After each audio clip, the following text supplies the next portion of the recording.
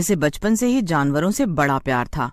बचपन से ही प्रिया के कमरे में एक मकड़ी रहा करती थी, जो अब उसकी पालतू हो गई थी। मेरी प्यारी मकड़ी, मुझे तुम बहुत ज्यादा पसंद हो।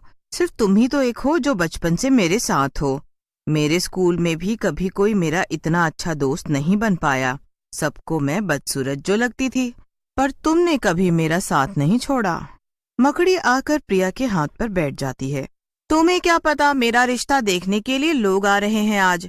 शायद अब मुझे जाना पड़ेगा इस घर से, पर चिंता मत करो, मैं तुम्हें भी साथ लेकर चलूंगी मेरी प्यारी मकड़ी।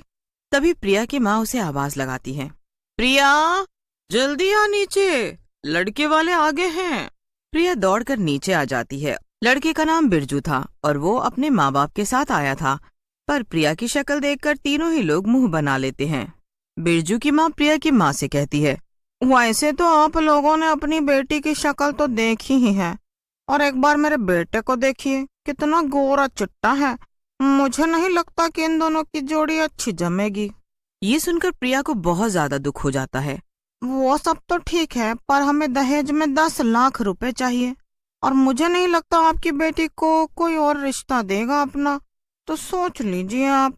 ये सुनकर प्रिया के मम्मी पापा सोच में पड़ जाते हैं। भला हम इतना पैसा कहाँ से लाएंगे बहन जी? एक काम करिए, आप आधा अभी ले लीजिए और आधा मैं आपको शादी के दिन दे दूंगा। ठीक है, तो फिर आप रिश्ता पक्का समझिए। बिरजू का परिवार चला जाता है और प्रिया की मम्मी और पापा बहुत खुश थे कि आखिर उनकी बेटी की शादी तय हो गई थी। पर प्रिया काफी दुखी थी।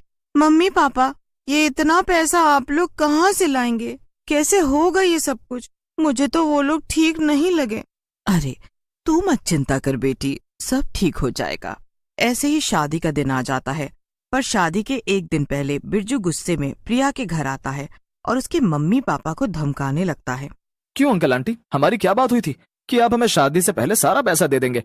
फिर पैसा अब तक मिला क्यों नहीं? बेटा, मैं तुम्हें शादी के बाद पैसे दे दूंगा, अभी इंतजाम नहीं हो पाया। हाँ बेटा, बस कुछ ही दिन की तो बात है, एक बार शादी तो हो जाने दो बस। पर बिरजू जोर जोर से चिल्लाने लगता है और शादी तोड़ने की धमकी देने लगता है। प्रिया अपने कमरे में बैठी ये सब बातें सुन रही थी।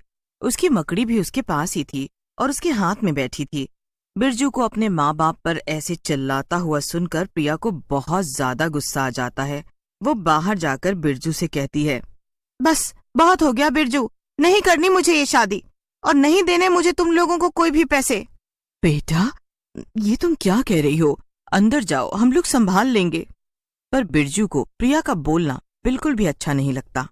तुम्हारी इतनी हिम्मत, तुमने मुझसे शादी करने से इनकार किया? हाँ क्या? अब मेरे घर से निकल जाओ, वरना धक्के मारकर तुम्हें यहाँ से निकाल दूंगी। बिरजू को बहुत गुस्सा आता है और गुस्से में वो पास रखा टेबल लैंप प्रिया के सर पर मार देता है, जिससे प्रिया बेहोश हो जाती है। प्रिया के हाथ में अभी भी मकड़ी थी, वो नीचे गिर जाती है। मकड़ी जाकर बिरजू के पैर में काट लेती है। ये क्या था? किसने काटा मुझे? ये तो मकड़ी है। बिरजू अपने पैर से मकड़ी को दबाकर उसे मार देता है। बिरजू, ये क्या किया तुमने? प्रिया तो बेहोश हो गई है, अब क्या होगा? इसे हॉस्पिटल ले जाना होगा। कहीं नहीं ले जाना है, अभी अपने आप उठ जाएगी। मैं जा रहा हूँ, मुझे बहुत काम है, और हाँ, कल पैसे मिल जाने चाहिए। थोड़ी ही देर में जब प्रिया को होश आता है तो सबसे पहले उसकी नजर अपनी मरी हुई मकड़ी पर पड़ती है। उसे मरा हुआ देखकर प्रिया जोर जोर से रोने लगती है। प्रिया के मम्मी पापा उसे चुप कराने लगते हैं। माँ, उसने मेरी प्यारी मकड़ी को मार दिया। मैं उस आदमी से कभी शादी नहीं कर सकती। वो सिर्फ पैसों के लिए मुझसे शादी कर रहा है। हाँ बेटा, तुम चिंता मत करो। उसने जब तुम पर हाथ उठाया तभी हमने फैसला कर लिया था कि हम ये शादी नहीं होने देंगे। हम अभी उसे फोन करके मना कर देंगे। प्रिया रोते रोते अपनी मकड़ी की लाश को उठाती है और अपने कमरे में ले जाती है। कमरे में प्रिया मकड़ी की लाश को ले जाकर एक कोने में बैठ जाती है कि तभी मकड़ी एक बड़े से भूत में बदल जाती है। उसका सर बड़ा हो जाता है, वो बिल्कुल इंसानों की तरह। ये क्या? प्रिया, मैं हूँ तुम्हारी प्यारी मकड़ी की आत्मा। मैं तुमसे बहुत प्यार करती हूँ और मरने के बाद मैं भूत में बदल गई, पर अब मैं अपनी सारी भूतिया शक्ति तुम्हें दे दूंगी, जिससे तुम जब चाहो तब एक स्पाइडर मैन चुड़ैल बन जाओगी और जिससे चाहो उससे बदला ले पाओगी। उस बिरजू से भी। क्या? ये तुम क्या कह रही हो? मुझे कुछ समझ नहीं आ रहा। पर मकड़ी का भूत कुछ और नहीं कहता और प्रिया के अंदर घुस जाता है। इससे उसकी सारी शक्तियां प्रिया के अंदर आ जाती है, पर प्रिया एक स्पाइडरमैन चुड़ैल में बदल जाती है। ये क्या? मैं तो सचमुच स्पाइडरमैन चुड़ैल बन गई। मैं नीली दिख रही हूँ। और ये क्या?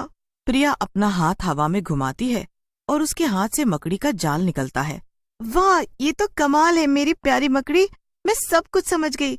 अब ये मेरी जिम्मेदारी है कि मैं इसे सही तरीके से इस्तेमाल करूं। तभी प्रिया की माँ ऊपर कमरे में आ जाती है और मकड़ी प्रिया के अंदर से बाहर आ जाती है। माँ, आप यहाँ? आप इतना परेशान क्यों नजर आ रही हैं? बेटा, मैंने बिरजू के घर पर फोन करके मना कर दिया शादी के लिए, पर अब वो लोग शादी तोड़ने को तैयार नहीं है। हमने उन्हें पुलिस की धमकी भी दी, पर उनके रिश्तेदार पुलिस में हैं और उन्हें किसी का डर नहीं है। मुझे और तुम्हारे पापा को अब समझ नहीं आ रहा कि हम क्या करें। बिरजू शाम को पैसे लेने फिर से आएगा। माँ, आप चिंता मत करो, अब सब ठीक हो जाएगा और मैं ये शादी तो नहीं करूंगी, बिल्कुल भी नहीं करूंगी। प्रिया माँ से आराम करने को कहती है। शाम को प्रिया अपने मम्मी पापा को बाहर खाने पर भेज देती है ताकि जब बिरजू पैसे लेने आए तब प्रिया स्पाइडरमैन चुड़ैल बनकर उसे सबक सिखा पाए।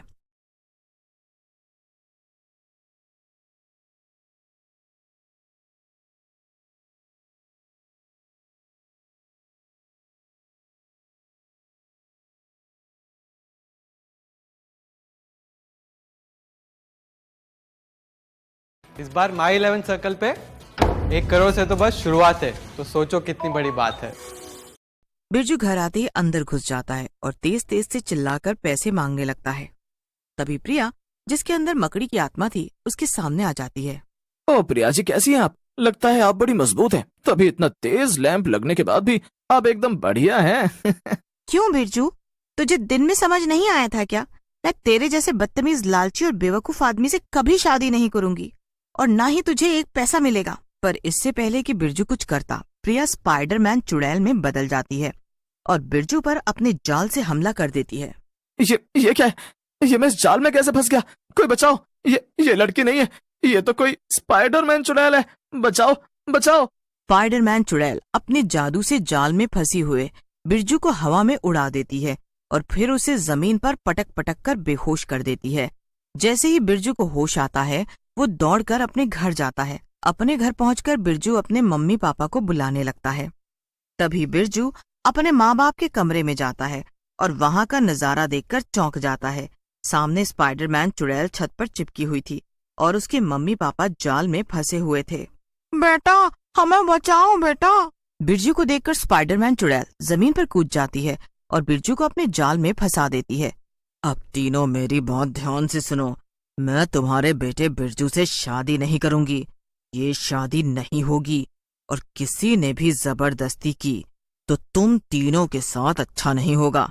और हाँ, इस बिरजू की शादी किसी से भी हो, अगर मैंने सुना कि तुम लोगों ने उससे दहेज लिया है तो मैं तुम तीनों को जान से मार दूंगी, समझे? हाँ हाँ, हम बिल्कुल भी दहेज नहीं लेंगे, किसी से भी नहीं, और हम तुमको और तुम्हारे परिवार को बिल्कुल भी परेशान नहीं करेंगे, पक्का? ठीक है, मैं जा रही हूँ। और हाँ, ये सारे गहने जो तुम लोगों ने हमारे पैसे से खरीदे हैं, ये सब भी ले जा रही हूँ। कोई दिक्कत? स्पाइडरमैन चुड़ैल सब गहने लेकर चली जाती है और वापस अपने घर आ जाती है। प्रिया के मम्मी पापा उसका इंतजार कर रहे थे। उन्हें इंतजार करते देखकर चुड़ैल वापस प्रिया में बदल जाती है और भूतिया मकड़ी उसके सामने खड़ी थी। मेरी प्यारी मकड़ी, अगर तुम नहीं होती तो ये सब कभी मुमकिन नहीं हो पाता। तुमने मुझे इतना प्यार दिया, ये तो मेरा फर्ज था। अब मैं चलती हूँ। इतना कहकर मकड़ी वहाँ से गायब हो जाती है और प्रिया अंदर चली जाती है। माँ पापा देखो, मैं आ गई और मैंने सब ठीक कर दिया। मैं हमारे पैसे और गहने भी उनसे ले आई हूँ। अब वो हमें कभी परेशान नहीं करेंगे। पर ये सब तूने कैसे किया बेटा? वो सब बस अपने आप हो गया माँ। उन्हें अपनी गलती का एहसास हो गया